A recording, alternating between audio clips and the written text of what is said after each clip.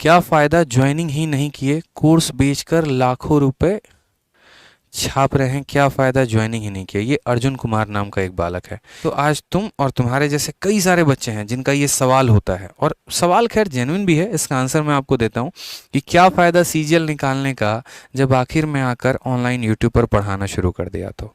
ठीक है, तो इसका बड़ा प्यारा सा जवाब है मेरे पास। जब आप पेपर देंगे ना, जैसे अभी आप लोग का पेपर प्री का दिसंबर में है, उसके बाद आप लोगों का पेपर जो होगा मेंस का मार्च में होगा। ठीक है, और मार्च के बाद आपका देख लो, मैं आपको बता रहा हूँ अभी आपका प्री कब है। आज मतलब मैं बहुत बार ऐसे कमेंट पढ़ता हूँ, फिर मैं कहता हूँ चलो जाने दो, लेकिन ठीक है कोई बात नहीं। आपका प्री अभी होने वाला है दिसंबर में। आपका मेंस का पेपर मैं भगवान से दुआ करूँ कि और पहले हो जाए यहाँ पर, चलो मान लो अगले साल मार्च 2023 में होगा। ठीक है, उसके बाद आपके सारी प्रक्रिया मान लेते हैं कि डॉक्यूमेंट वेरिफिकेशन फलाना अभी तो बाद की बात है, मेंस आपका 2023 में हो जाएगा। इस बार डिस्क्रिप्टिव भी नहीं है आपका, तो उसकी कोई दिक्कत की बात नहीं है, टाइपिंग वाइपिंग सब हो जाएगी। लेकिन फिर भी जो आपका फाइनल रिजल्ट और ज्वाइनिंग वाइनिंग जो आएगा ना, वो 2024 के जनवरी तक आएगा, आप मुझसे लिखवा लीजिए। तो मेरे भाई अर्जुन जी, मैं वैसा इंसान नहीं हूँ जो घर पे बैठ के 1 साल तक रोटी तोड़ूँ। ठीक है, कि जब तक मेरी ज्वाइनिंग नहीं आएगी तब तक मैं शिमला की, गोवा की और अलग अलग जगह के ट्रिप बना रहा हूँ अपने बाप के पैसे पे। ठीक है, मेरे अंदर भी कोई सेल्फ रेस्पेक्ट है कि यहाँ पर ऐसा नहीं है कि जब तक नहीं आया तब तक हम बेरोजगार बैठे। इसी वजह से हमारा जब पेपर था और डिस्क्रिप्टिव्स के दिन से लेकर ज्वाइनिंग के दिन तक 1 साल का हमारा पूरा गैप हो गया।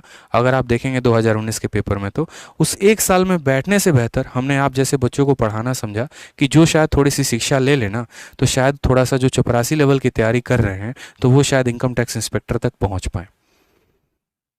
यही वजह था कि हाथ में मार्कर पकड़ा, यही वजह था कि ऑनलाइन आए, और यही वजह से हमने पढ़ाना शुरू किया। हर साल कई लोग आते हैं ना भाई, कई लोग आते हैं पढ़ाने, कई लोगों का होता है सीजल। कितने आते हैं आपको पढ़ाने, ये बताना ज़रा।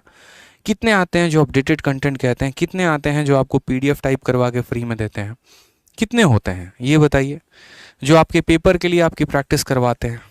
ठीक है, तो ये रीज़न है मेरे भाई यहाँ पर कि जब आए तो फिर यहाँ पर कैसे, ऐसे पहले तो सपना नहीं देखा था ना जब तैयारी करते थे कि आगे चल के बहुत बड़े टीचर बनने वाले हैं, आगे चल के हम ये करेंगे। ठीक है, तो ये एक अपॉर्चुनिटी थी लाइफ में, ये 1 साल। और इसमें जो पढ़ाने का तरीका था ना, जो पढ़ाया, जिस तरीके से बच्चों के लिए जो काम किया, जो डेडिकेशन के साथ मेहनत की, वो उन्हें पसंद में आया। और वो जब उन्हें पसंद में आया ना, तो बस वही बात होती है, ट्यूनिंग बैठ जाती है। तो किसी का ऐसा कुछ फिक्स नहीं होता है। अगर आपके मन में भी आज जॉब है ना, कल के दिन आप जॉब करेंगे, ठीक है, लेकिन आपका कल के दिन इंटरेस्ट कहीं और लगना शुरू हो जाए, किसी और काम में आपको खुशी मिलनी शुरू हो जाए, आप कब तक अपने जॉब को कंटिन्यू करेंगे। तो कहना किसी को बड़ा आसान सा होता है, जाकर लिखना बहुत आसान होता है, असल में उस जर्नी को फील करना, समझना बड़ा मुश्किल होता है, जो आप नहीं समझ पाएंगे। अभी बच्चे हैं आप, इसीलिए तो आप कमेंट लिख रहे हैं, क्योंकि समझे होते तो शायद किसी दफ्तर में बैठे होते।